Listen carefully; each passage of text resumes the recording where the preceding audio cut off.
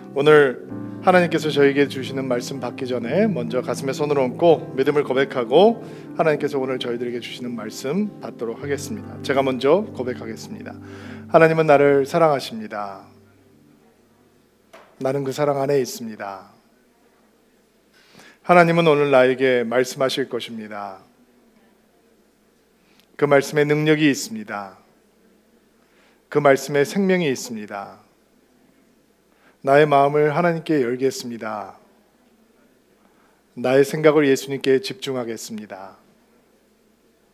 들은 만큼 변합니다. 들은 만큼 행복해집니다.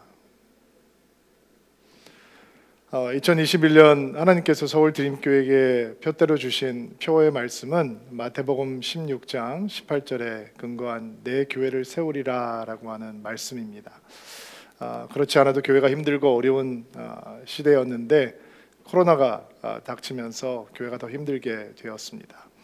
과거에 재난과 재앙이 우리 앞에 다가오면 사실은 그런 재난과 재앙을 통해서 교회는 더 견고해지고 성도들의 신앙은 더 굳게 설 수 있었습니다. 왜냐하면 그런 재앙과 재난 앞에서 사람들은 교회로 몰려왔기 때문입니다.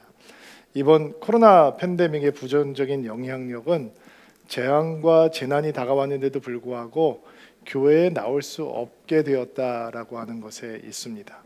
교회가 셧다운이 돼버리고 또 예배를 드릴 때도 인원이 정해져 있었기 때문에 오히려 성도들이 교회를 찾아올 수 없는 상황이 되어서 교회와 성도들의 신앙이 더 큰 위기를 만나게 되었습니다. 이런 상황에서 예수님의 말씀을 붙들고 내 교회를 세우리라라고 했던 그 예수님의 말씀을 의지해서 교회를 더 견고하게 세워가고 우리의 신앙을 더 견고하게 회복하는 그런 시간으로 2021년을 삼아보려고 합니다. 또 2021년은 요한복음을 강해하면서 시작하려고 합니다. 예수님에 대한 이야기를 많이 하는 한 해가 되었으면 좋겠다, 그런 소망의 마음을 갖고 요한복음을 시작하려고 합니다. 요한복음은 마태, 마가, 누가복음이 기록된 후에 시간이 꽤 많이 흘러간 다음에 기록되었던 복음서입니다. 마태, 마가, 누가복음이 사건 중심의 기록을 선호하고 있는 반면에 요한복음은 그 사건의 의미를 설명하고 조명하는 데 중점을 둡니다. 예수님이 어떤 분이신가라고 하는 것을 밝히는데 신학적인 많은 생각을 우리에게 가르쳐 주는 책입니다. 사실 복음서마다 조금 강조하는 점들이 다르거든요. 예를 들면 마태복음에서는 유대인으로 왕으로 오신 예수 그리스도에 대해서 강조를 하고 있고, 마가복음에서는 섬기는 종 예수 그리스도에 대해서 강조를 하고, 누가복음은 인간으로 오신 인성을 가진 예수님에 대해서 강조를 해줍니다. 그러나 요한복음은 하나님으로 오신, 하나님의 아들로 오신 예수님에 대해서 증거하는 것에 그 기록의 목적이 있습니다. 요한은 복음서를 기록하면서 자신의 목적을 이렇게 밝혀주고 있는데요.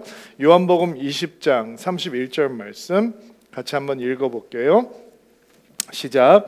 그런데도 이 책에 있는 표적들을 기록한 것은 여러분들로 하여금 예수님께서 하나님의 아들 그리스도이심을 믿게 하고 그분의 믿음을 믿음으로써 생명을 얻게 하기 위해서입니다. 요한이 요한복음을 왜 썼는가? 예수께서 하나님의 아들이신 그리스도인 것을 믿게 해서 사람들로 하여금 생명을 얻게 하기 위해서 복음서를 기록하였다라고 이야기해주고 있습니다. 그래서 사실 우리가 읽었던 본문 말씀부터 보면 요한은 예수님의 첫 시작을 탄생 사건으로 기록하지 않고 예수님께서는 하나님이시다라고 하는 담대한 선포로 시작을 하고 있습니다. 예수님은 누구신가라고 하는 질문은 굉장히 중요한 질문입니다. 예수님이 누구신가에 대한 인식이 바로 그분을 향한 우리의 태도와 마음을 결정해 주기 때문입니다. 만약에 사람들이 예수님을 그저 훌륭한 성인 중에 한 분이었다라고 생각을 한다면 그런 예수님을 향해서는 적당한 존경심을 갖는 것으로 충분할 것입니다. 여러분 혹시 아이들을 위해서 집에 어떤 훌륭한 사람들을 일생을 기록한 정기집이나 이런 것들을 주문해 보신 경험이 있는지 모르겠습니다.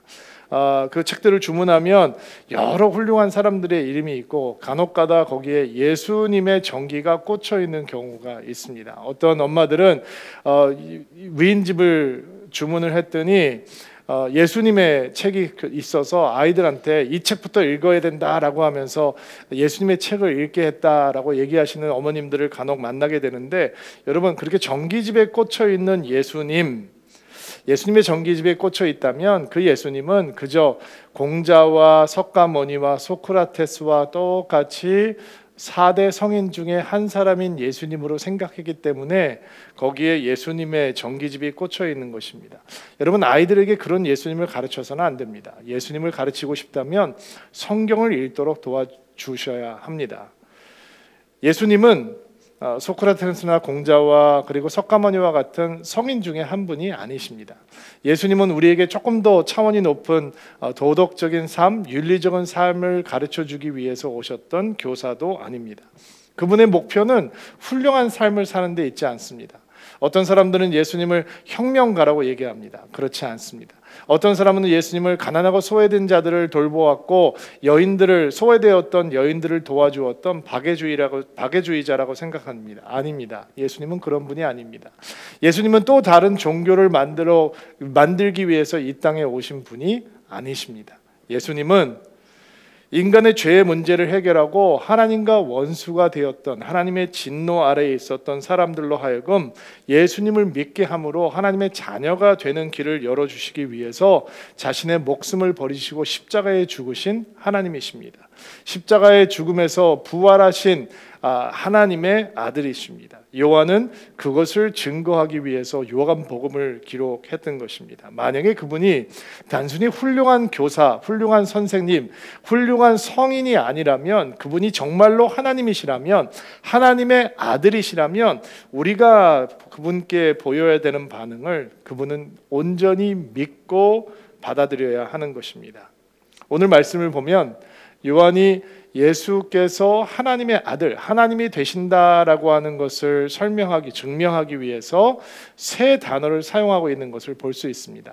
첫 번째는 말씀, 로고스라고 하는 단어이고, 두 번째는 생명이라고 하는 단어이고, 세 번째는 빛이라고 하는 단어입니다. 이 세 단어는 인간이 스스로 해결할 수 없는 절망적인 상태, 절망적인 상황과 긴밀하게 연관이 있습니다. 이 말씀으로 오신 예수님께서 해결하기 원하시는 절망의 상태가 있다는 것입니다. 생명으로 오신 예수님께서 해결하기 원하시는 절망의 상태가 있고, 빛으로 오신 예수님께서 해결하기 원하시는 인간의 절망적인 상태가 있다는 것이죠. 그러면 하나님께서 해결하기 원하셨던 인간이 스스로 해결할 수 없는 절망적인 상태는 무엇이냐? 혼돈과 사망과 어두움입니다. 혼돈은 케오스라고 얘기할 수 있는데, 이 세 단어를 주목해 보셔야 됩니다. 하나님과 상관없는 삶을 살고 있는 사람들, 하나님과 멀어진 사람들, 이 사람들의 상태를 보여주고 있는 단어가 이 세 단어입니다. 혼돈, 카오스, 사망과 어두움. 이 세 단어는 인간이 스스로 풀 수 없는 절망적인 상태를 보여주는데, 만약에 인간이 이런 상태를 스스로 해결할 수 있다면 예수님께서는 하늘을 보시고 이 땅에 오실 필요가 없었던 것입니다. 하나님이신 예수님께서, 하나님의 아들인 예수님께서 인간이 해결할 수 없는 혼돈이라고 하는 상태, 사망이라고 하는 문제, 어두움이라고 하는 상황을 해결하기 위해서 이 땅에 오셨다라고 하는 것을 요한은 그분의 하나님 되심을 증거하면서 우리에게 알려주고 있습니다. 자, 1절부터 3절까지의 말씀을 좀 보겠는데요, 같이 한 목소리로 읽어볼게요. 태초에 말씀이 계셨습니다. 그 말씀은 하나님과 함께 계셨는데 그 말씀은 곧 하나님이셨습니다. 그분은 세상이 창조되기도 전에 하나님과 함께 계셨습니다. 모든 것이 그분을 통하여 지음을 받았습니다. 지음을 받은 것 중에서 어느 것 하나도 그분 없이 지어진 것이 없습니다. 자, 태초에 말씀이 계셨습니다. 말씀은 하나님과 함께 계셨고 그 말씀은 하나님이셨습니다. 그 말씀은 이 세상을 창조하였고 이 세상에 어떤 것도 그 말씀으로 말미암지 않고 창조된 것은 없습니다. 이게 놀라운 선언이고 선포인 것이죠. 그럼 그 말씀이 누구이냐? 요한은 그 말씀이 바로 예수님이시다라고 얘기를 하고 있는데, 그러면 이 말씀을 읽고 듣는 사람들이 있지 않겠습니까? 두 부류의 사람들로 나눠질 것 같아요. 먼저는 유대교 배경을 갖고 있는 사람들, 구약 성경을 알고 있는 사람들. 이 사람들은 지금 요한의 이 1절부터 3절까지 나와 있는 예수님은 말씀이시다, 천지를 창조하신 말씀이시다라고 하는 이것을 읽으면서 무슨 장면을 떠올렸을까요? 구약에 나와 있는 창세기 1장에 나와 있는 창조 사건을 떠올렸을 것입니다. 아, 창세기 1장에 나와 있는 빛이 있으라 하심에 빛이 생기게 되었던 그 말씀, 모든 것을 창조하신 거, 모든 것에 생명을 부어하셨던 그 말씀이 예수님이라고 하는 거구나라고 연관을 시킬 수가 있었겠죠. 그렇다면 헬라 문화의 영향력 아래에 있는, 헬라 사상과 철학의 영향을 받고 살아가고 있던 사람들에게 이 요한이 쓰고 있는 로고스라고 하는 단어, 그 단어는 어떤 의미로 다가왔을까요? 그들은 무엇을 떠올렸을까요? 왜냐하면 이 로고스라고 하는 단어가 헬라 사상을 공부하는, 헬라 철학을 알고 있는 사람들에게는 굉장히 익숙하고 빈번하게 쓰는 단어였기 때문입니다.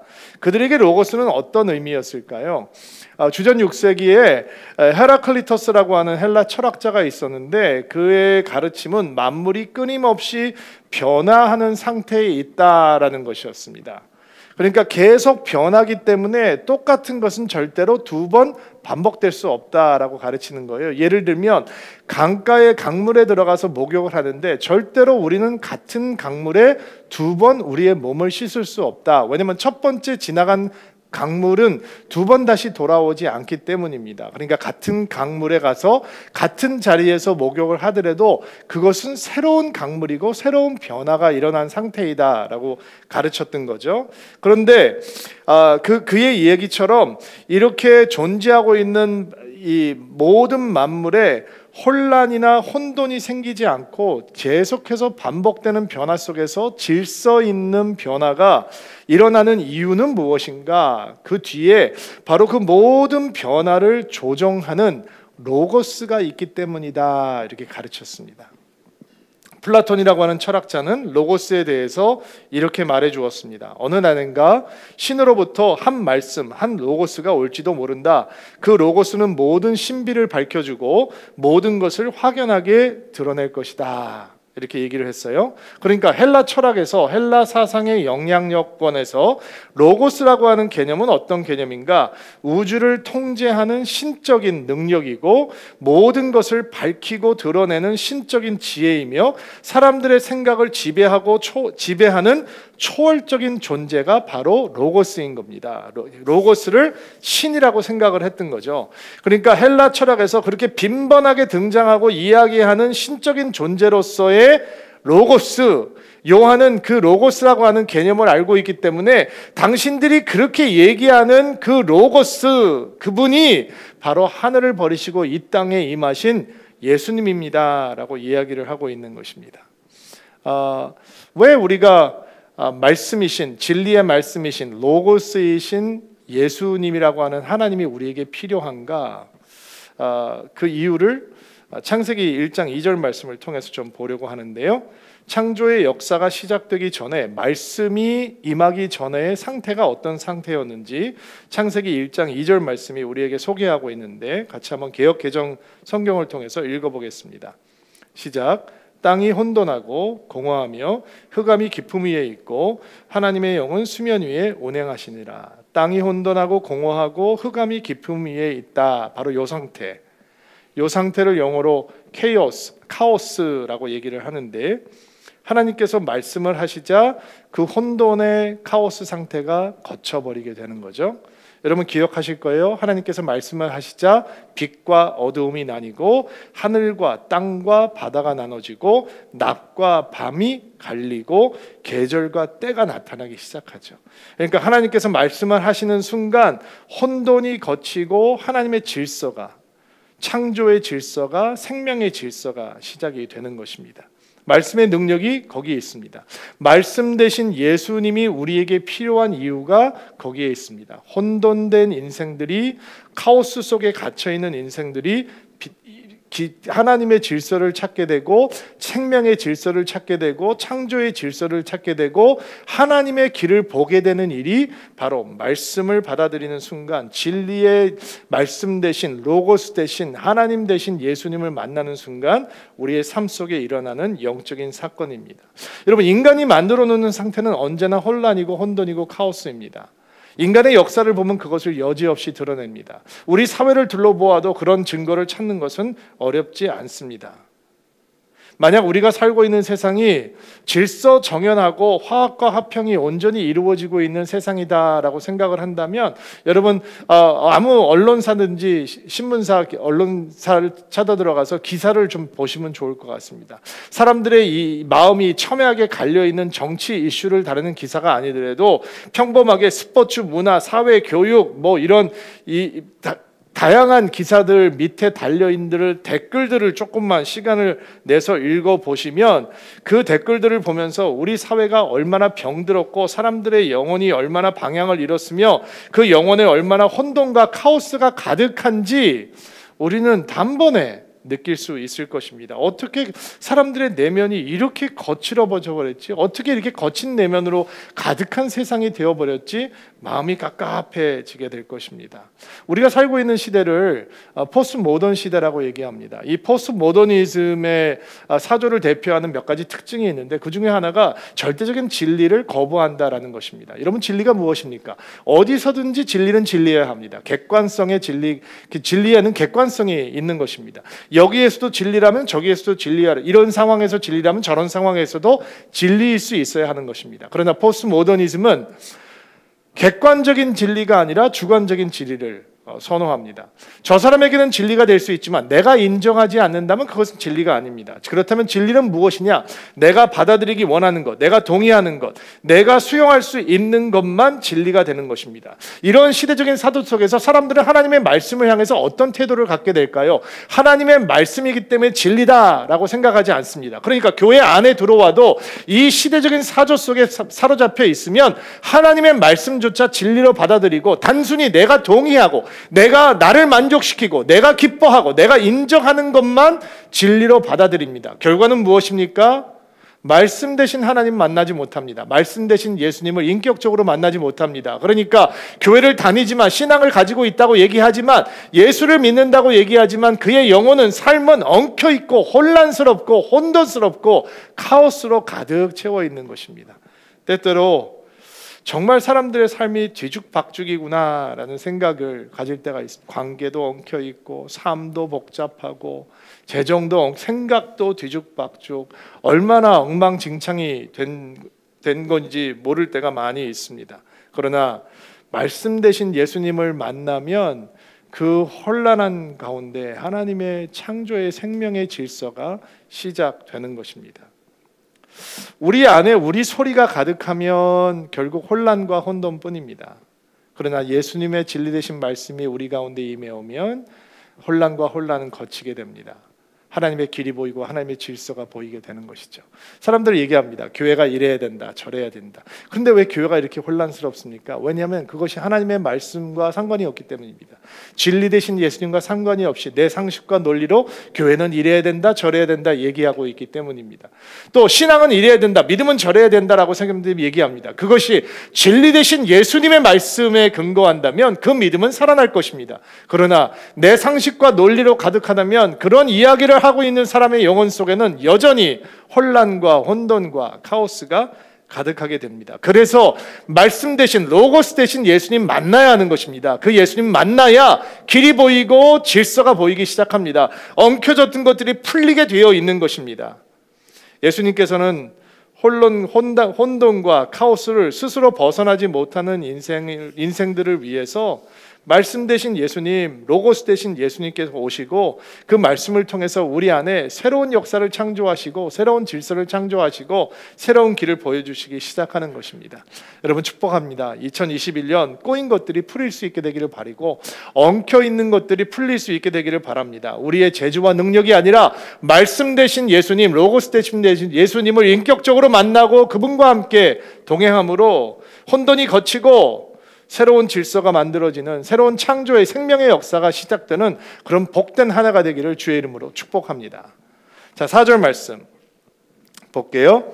4절 말씀 읽어주십시오. 시작. 그분 안에는 생명이 있습니다. 그 생명은 세상 사람들을 비추는 빛이었습니다. 자, 요한이 예수님께서 하나님이 되신다라고 하는 것을 설명하기 위해서 쓰고 있는 두 번째 단어는 바로 생명이라고 하는 단어입니다. 그분 안에 생명이 있습니다. 이 생명은 우리가 갖고 있는 이런 일반적인 생명을 얘기하는 것이 아닙니다. 여러분 생각해 보세요. 요한이 예수님께서 십자가에 죽으신 것을 목격한 사람이었잖아요. 예수님께서 십자가에 달려서 죽으시면서 자신의 육신의 어머니 마리아를 요한에게 부탁하지 않습니까? 요한이 그것을 어찌 잊을 수 있겠습니까? 그러나 요한은 뭐라고 얘기하냐? 예수님 안에 생명이 있습니다. 그렇다면 그것은 우리가 갖고 있는 일반적인 생명이 아니라 죽었다가 부활하신 분, 즉 죽음의 권세를 이기신 분만이 가질 수 있는 생명입니다. 죽음이 빼앗을 수 없는 생명, 절대로 잃어버릴 수 없는 생명, 끝나지 않는 생명을 지금 요한은 얘기하고 있는 것입니다. 영원한 생명, 죽음을 이기는 생명이 예수 안에 있었습니다. 예수께서 왜 하나님이시냐? 그분은 영원한 생명이시기 때문이다. 영원한 생명을 갖고 계시는 분이시고 영원한 생명을 주실 수 있는 분이기 때문에 그분은 하나님이시다라고 이야기를 합니다. 자, 왜 생명 되신 예수님이 필요한가? 왜 인간은 생명 되신 예수님을 만나야 하는가? 왜냐하면 죽은 존재들이기 때문에 그렇습니다. 우리가 사망 안에 갇혀 있는 존재이기 때문에 그렇습니다.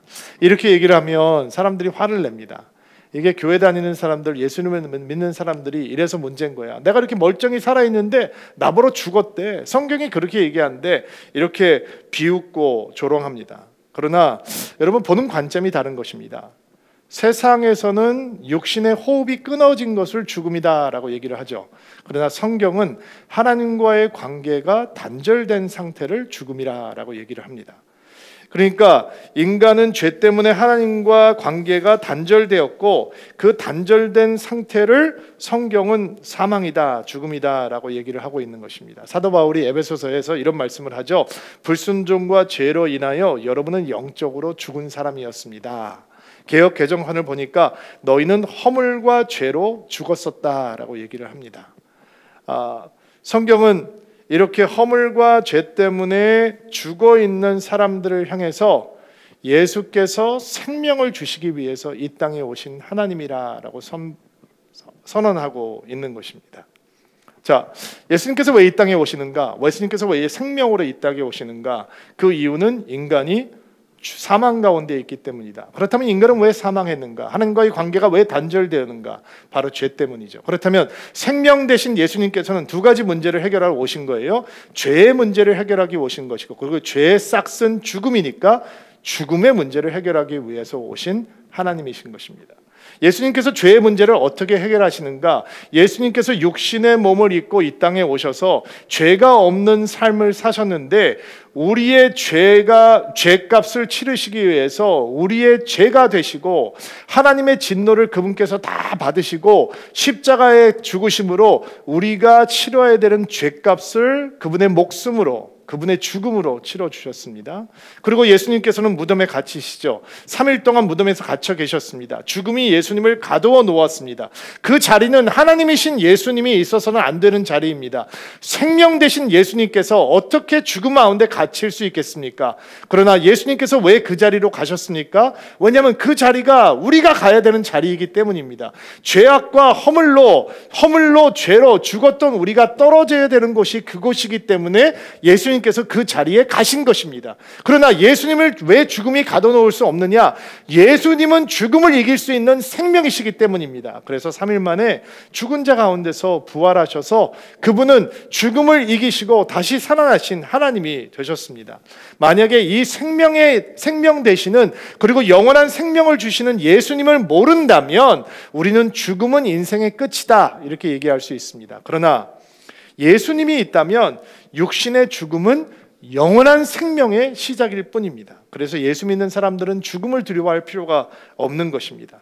사망에 쏘는 것, 사망의 권세는 예수님의 생명을 가지고 있는 사람들의 앞에서는 무용지물이 되는 것입니다. 의학이 발달을 하니까 100세 시대가 되었다고 합니다. 건강하게 100세까지 사는 시대가 되었기 때문에 사람들이 웰 에이징에 대해서 관심이 많습니다. 어쩌면 의학이 더 발달하면 이런 일이 혹시 생길지도 모르겠다라는 상상을 한번 해보았습니다. 노화의 속도를 늦추는 거죠. 그러니까 천천히 늙어가는 거예요. 젊었을 때의 모습을 더 오랫동안 간직할 수 있는 그런 의학이 나오지는 않을까라는 생각을 해봅니다. 희망사항일 수도 있습니다. 그러나 여러분, 만약에 의학이 그렇게 발달을 해서 우리의 노화를 조금 더 늦출 수 있더라도 변하지 않는 사실이 한 가지 있습니다. 언젠가 모든 인간은 다 죽음 앞에 서게 된다라는 것입니다.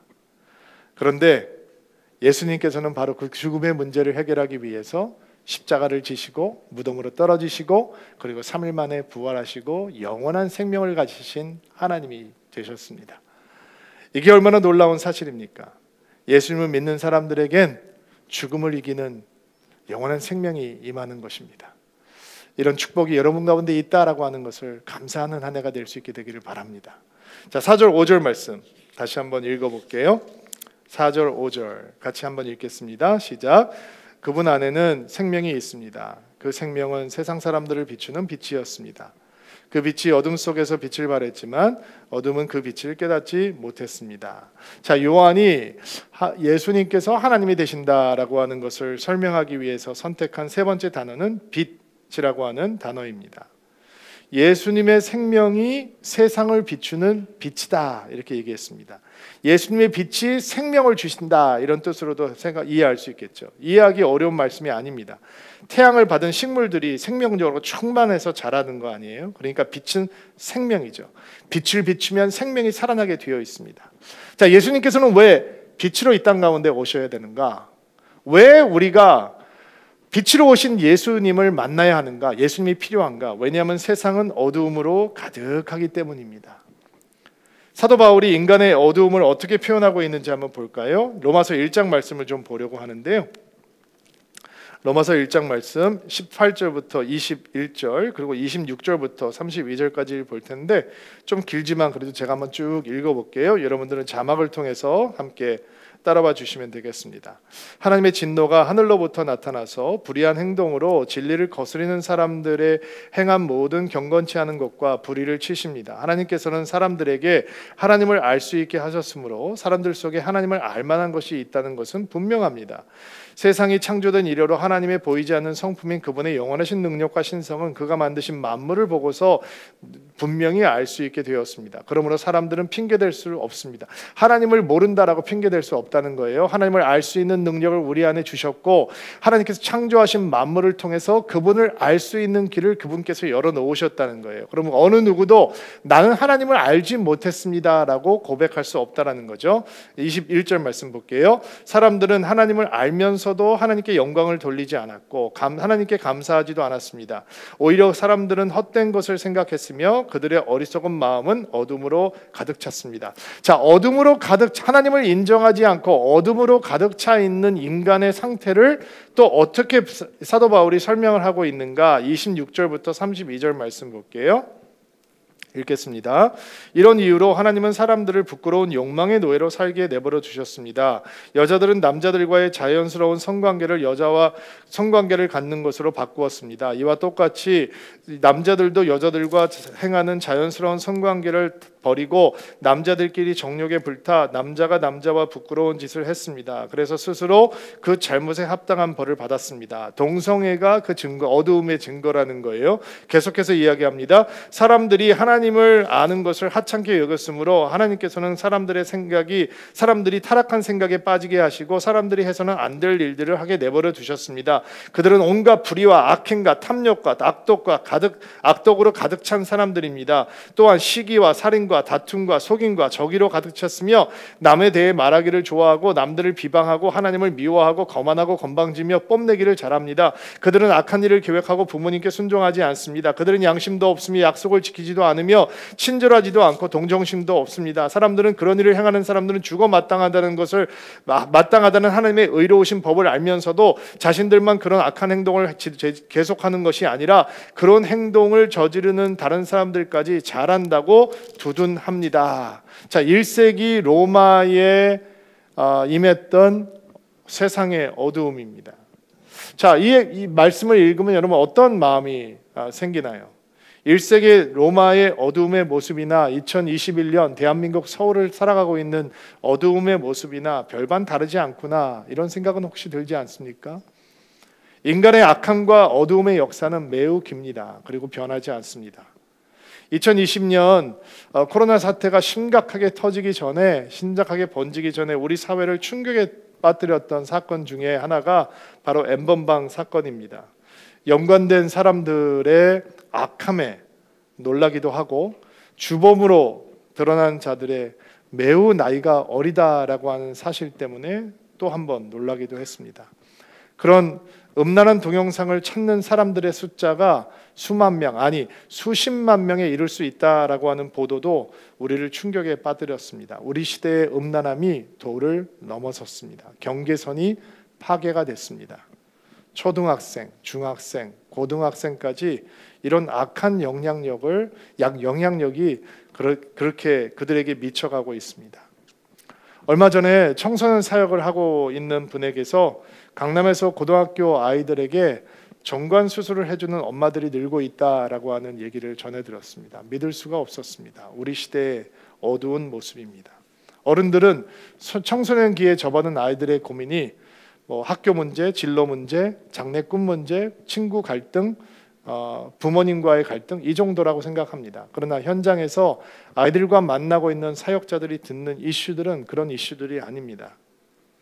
성과 성폭행, 성병, 임신과 낙태, 술과 유흥, 왕따와 폭력, 자살과 약물 같은 이슈들, 이런 것들이 우리 청소년 아이들이 실제적으로 고민하고 있는 이슈들 속에 포함되어 있다는 것입니다. 여러분, 세상은 어둠입니다. 세상의 권세는 어둠의 권세입니다. 세상이 밝았던 적은 한 번도 없었습니다. 세상은 언제나 어두움이었습니다. 그래서 예수님께서 빛으로 이 땅 가운데 오신 것입니다. 혼돈을 이기게 하는 것이 진리의 말씀 로고스이신 예수님이셨고, 사망을 이기게 하시는 것이 생명을 주시는 영원한 생명 되신 예수 그리스도였던 것처럼 어둠을 이기게 하는 것은 빛으로 오신 예수님이 됩니다.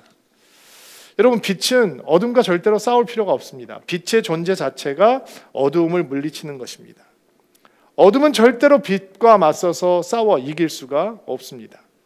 그러나 사람들은 어두움을 사랑합니다. 왜 사람들이 어두움을 좋아할까요? 왜냐하면 어둠 속에서는 모든 것들을 감추어 놓을 수 있기 때문입니다. 부끄러운 생각들, 더러운 행실들을 어둠 속에서는 드러내지 않고 그대로 묻어 놓을 수 있습니다. 그러나 빛이 오면 모든 것이 드러나기 시작합니다. 어둠 속에 숨겨두었던 부끄러운 것들이 다 드러나기 때문에 어둠 사람들은 빛보다 어두움을 더 사랑하는 것입니다. 이사야 선지자가 환상 중에 성전에 앉으신 하나님의 모습을 보았습니다. 영광으로 가득한 보좌에 앉으신 만군의 여호와 영화로운 하나님을 보는데 천사들이 날아가면서 6날개를 가진 수랍천사가 두 날개로는 얼굴을 가리고 두 날개로는 발을 가리고 두 날개로는 날아가면서 거룩하다 거룩하다 거룩하다 만군의 여호와의 영광이 온 땅 가운데 충만하다 찬양을 합니다. 성전 터가 막 흔들립니다. 엄청난 장면을 본 거죠. 하나님의 영광의 빛이 이사야 선지자를 향해서 비춘 것입니다. 이 영광의 빛이 비치다 이사야 선지자가 어떻게 반응하는지 볼까요? 이사야서 6장 5절 말씀 읽겠습니다. 내가 말했다. 재앙이 내게 닥쳤구나. 나는 망하게 되었구나. 나는 입술이 더러운 사람이요 또 입술이 더러운 백성 가운데 사는데 내가 왕이신 만군의 여호와를 내 눈으로 직접 배웠구나. 하나님의 영광의 빛 앞에서 이사야는 자신의 어두움을 봅니다. 아, 내가 입술이 더러운 사람인데, 입술이 부정한 사람인데, 입술이 더러운 백성들 가운데 살고 있는데 내가 어떻게 이런 만군의 여호와 하나님을 볼 수 있었을까? 이 사실을, 자신의 어두움을, 자신의 죄악을 피할 수가 없었습니다. 어둠 속에 있는 사람들은 빛을 보는 것이 고통입니다. 어둠 속에 있을 때는 마주할 필요가 없는 자신의 모습이 그대로 드러나기 때문이죠. 그러나 빛으로 우리를 비춰주시는 예수님의 의도는, 하나님의 의도는 우리를 부끄럽게 하거나 우리를 절망시키거나 우리를 낙심시키기 위해서가 아닙니다. 하나님께서는 우리를 부끄럽게 하기 위해서 빛을 비춰주시는 것이 아닙니다. 하나님께서는 우리를 치유하시고 회복하시고 용서하시고 하나님의 길로 인도하시기 위해서 우리에게 빛을 비춰주시는 것입니다. 이사야서 6장 6절 7절 말씀 읽어주세요. 시작. 스랍들 가운데 하나가 부짓개로 뜨거운 숯을 꺼내 들고 내게 날아와서 그것을 내 입에 대며 말했다. 보아라, 이 숯이 내 입술에 닿았으니 내 허물은 사라지고 내 죄도 용서받았다. 그는 자신의 어둠을 보고 절망하지만 하나님의 빛을 비춰주신 주의 은혜는 이사야로 하여금 그 죄를 용서받고 허물이 사라지고 모든 것들을 회복하고 치유하는 하나님의 은혜가 임하게 되었던 것입니다. 여러분, 예수님의 빛이 우리에게 다가오면 우리 내면에 있는 온갖 더러운 것들이 드러납니다. 부끄러운 행실과 내면이 그대로 드러납니다. 괴로운 일입니다. 절망스러운 일이죠. 그러나 여러분 기억하십시오. 그 예수님의 빛이 우리의 삶 속을 비추지 않는다면 절대로 치유와 회복과 용서의 역사는 일어나지 않습니다. 어둠 속에서 절대로 치유와 회복은 없습니다. 감추는 일만 일어나게 되는 것입니다. 빛 가운데 이 빛이 우리 가운데 들어와야 빛 가운데 거하는 자들만이 회복도 치유도 용서도 경험하게 되는 것입니다. 그러므로 빛 가운데 들어가는 자만이 돌이키는 은혜를 경험할 수 있는 것입니다. 지난주 제가 큰딸아이하고 대화를 하던 중에 불필요하게 누군가를 심하게 판단하고 정죄하는 발언을 하게 되었습니다. 실수라고 말하고 싶지만 실수가 아니었습니다. 의도적이었습니다. 제가 제 스스로 굉장히 교만한 마음에 사로잡혀서 그 사람을 향해서 하지 말아야 될 독한 말들을, 교만한 말들을 뱉어낸 것입니다. 그런데 은혜를 사모하는 큰딸이 목사인 아빠의 그 말을 듣다가 아빠 그 사람 잘 알지 못하면서 왜 그렇게 판단을 하느냐라고 정색을 하면서 저한테 항의를 하는데 제가 깜짝 놀랐습니다. 예수님의 빛이 딸을 통해서 제 어두움 속으로 들어오는 순간이었습니다. 너무 부끄럽더라고요. 막 귀밑까지 화끈거리고, 그리고 너무 부끄러우니까 그 부끄러운 순간을 모면해 보려고 제가 막 이런 변명 저런 변명을 구차하게 하다가 제가 입을 다물었습니다. 왜냐하면 예수님의 목적은 제 부끄러움을 폭로하는 데 있지 않습니다. 이런 부족한 모습이 제 안에 어둠 속에 감춰 있는 부분이었잖아요. 근데 그 어둠 속에 감춰져 있는 것들을 보면서 예수님께서 마음이 아프신 거예요. 예수님이 저를 사랑하시니까, 우리를 사랑하시니까. 그리고 그 어둠을 향해서 빛을 비춰주십니다. 저는 직면하기가 힘들었습니다. 그런데 주님을 바라보았습니다. 하나님께서 예수님의 이 빛을 내 어둠 속에 비춰주시면 그러면 회복이 일어나는 거구나, 치유가 일어나는 거구나. 나 스스로 놓지 못해서 이렇게 가지고 있었던 못된 습관을 예수께서는 뿌리 뽑기를 원하시는 거구나 라는 생각을 갖게 되었습니다. 하나님 앞에 이것이 죄악입니다. 내가 멈추기를 소망합니다. 나 스스로 할 수 없습니다. 주님께서 나를 도와주셔야 합니다 라는 고백을 하게 되었습니다. 여러분, 제가 목사니까 성도들을 만나면 점잖은 척 할 수 있지 않겠습니까? 말을 해도 적당히 수위 조절을 할 수 있는 게 있지 않겠습니까? 그러나 가족들과 함께 있을 때 경계가 해제되고 무책임하고 성숙하지 못한 모습들이 막 드러날 때 어두운 모습들이 드러나는 경우가 있죠. 그러나 그렇게 함부로 말하는 죄를 하나님께서는 예수님의 빛을 제 안에 비추시면서 뿌리 뽑기를 원하셨던 것입니다. 회개했습니다. 빛은 언제나 우리를 이렇게 생명의 역사로, 치유의 역사로, 용서의 역사로 인도해 주는 것입니다. 빛 대신 예수님은 언제나 우리 안에 있는 어둠을 몰아내십니다. 2021년 첫 주일입니다. 여러분, 우리 주변을 바라봅시다. 우리 사회를 보고 우리 조국 대한민국을 바라봅시다. 혼란이 가득하다고 생각하진 않습니까? 사망의 권세가 가득하다라고 느끼진 않나요? 아직도 어둠이 너무 많다라고 생각하진 않습니까? 아니, 다른 곳을 보지 않고 우리 내면을 한번 봅시다.